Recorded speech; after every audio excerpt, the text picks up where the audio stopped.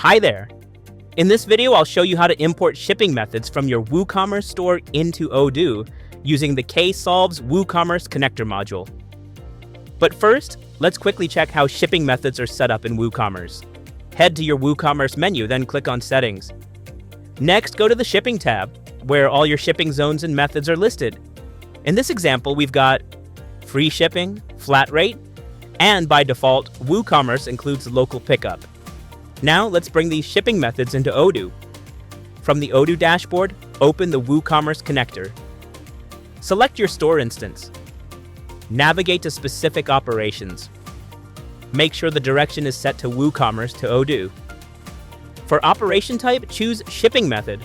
Click Import All, then hit Execute. To confirm the operation, go to the Process menu and select Queue Jobs.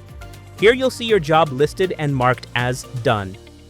Now let's verify the import. Head to Configuration.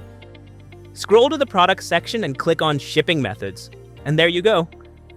All three shipping methods, free shipping, flat rate, and local pickup, have been successfully imported from WooCommerce into Odoo.